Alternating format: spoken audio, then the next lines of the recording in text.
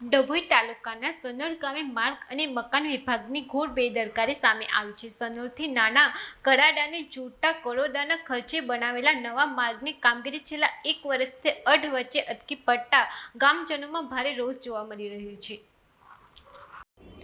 ડભોઈ સનોર ગામ ખાતે માર્ગ અને મકાન વિભાગની બેદરકારી સામે આવી છે. સનોરથી નાના કરાડાને જોડતો કરોડોના ખર્ચે બનતો માર્ગ છેલ્લા 1 વર્ષથી અધૂરો પડ્યો છે, જેના કારણે ગ્રામજનોમાં ભારે રોષ છે.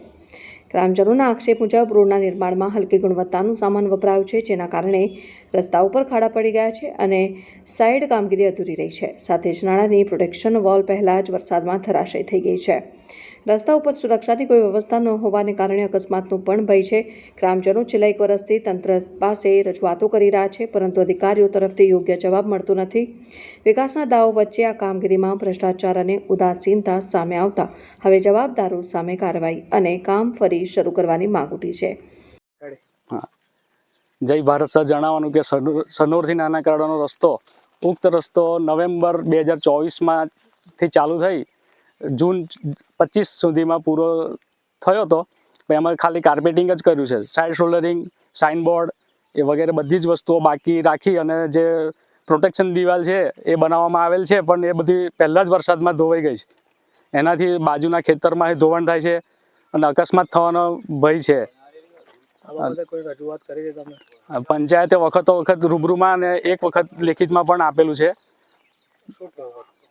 પણ એમને પહેલા હતું ને તો કે માવઠુંની આગાહી છે. નવેમ્બરમાં જે માવઠું થયું ને એ આગાહી છે, હજી એના પછી કરવામાં આવશે એવું એકવાર એક બેન મળેલા, એમને એવું મૌખિકમાં કીધેલું. અમારે તો આજ સત્વરે કામ થાય આપના માધ્યમથી અમે એમ જ કહેવા માંગીએ છીએ. અમે તો નાના માણસો છે ગામડાના, પણ અમારું કોઈ સાંભળે ને, પણ આ તમે આવ્યા છો તો તમારા માધ્યમથી અમે કહેવા માંગીએ છીએ કે અમારું આ કામ સારી રીતે પૂરું થાય. એ જ રોડ ચાલુ થઈ ગયો છે. સાઇનબોર્ડ કોઈ લગાવ્યા કઈ જગ્યાએ? કોઈ સાઇનબોર્ડ નથી. એસ્ટિમેટનું જે માળવાનું આવે છે એ કોઈ જગ્યાએ લગાવેલું નથી. કમેન્સમેન્ટ થાય તો એનું આખું સાઇન લગાવવાનું આવે છે કે તમારું એસ્ટિમેટ કે કેટલા થિકનેસનું આવશે, કે સાઇડ શોલ્ડરિંગ કેટલું થશે, એ રીતના કોઈ બોર્ડ લગાવેલા નથી. કોન્ટ્રાક્ટર કોણ છે એ જણાવ અંદર લખેલું નહીં, કોઈ જગ્યા સાઇનિંગ જ છે નહીં. અને કમેન્સમેન્ટ 2024 છે તો 24થી આ લોકો લંબાઈને એ કહે છે કે અમારે તો ઊંચી પહોંચશે એવું કોન્ટ્રાક્ટરનું કહેવું એવું છે. એટલે એમને કંઈ થતું નહીં, બ્લેકલિસ્ટે નહીં થાય, પણ કામ થવું જોઈએ. અમારું તો એક જ માંગ છે ગ્રામજનોની. રાકેન્દ્રસિંહ બલવંતસિંહ રાણા. સાહેબ, મારું તો તમારા માધ્યમથી જે તે અધિકારીને એક જ વસ્તુ કહેવા માંગીશ કે જે તે સમયે જ્યારે આ રોડનું કામ ચાલુ થયું છતાં જ્યારે પ્રોટેક્શન દિવાલનું કામ ચાલુ થયું, બાજુમાં ખેતર મારું છે, એમાં પ્રોટેક્શન દિવાલનું જે કામ ચાલુ કર્યું જે તે ટાઈમે મેં એમને જણાવ્યું હતું કે તમે અહીંથી ના તોડશો, મારા ખેતરનું ધોવાણ થશે.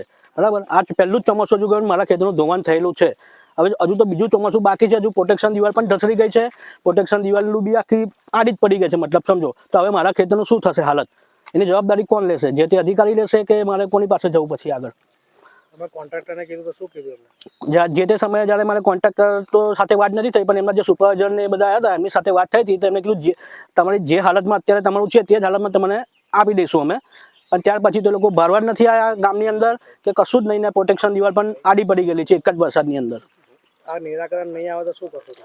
આ નિરાકરણ નહીં આવે તો અમે જે તે બધા ગ્રામજનો ભેગા થઈને ગાંધી ચિંતામાં આંદોલન કરશું. કારણ કે એક દિવાલનો પ્રશ્ન નથી, આ જ્યાં જેટલી બી સંરક્ષણ દિવાલ બની છે બધી જ દિવાલ ધરાશાયી થઈ ગયેલી છે. સાઈડોમાં હજુ માટી મેન્ટલનું કામ બાકી છે. સાઈડોમાં નાના કરાડાથી સનોર સુધીમાં 4 થી 5 નાળા બેસી ગયેલા છે.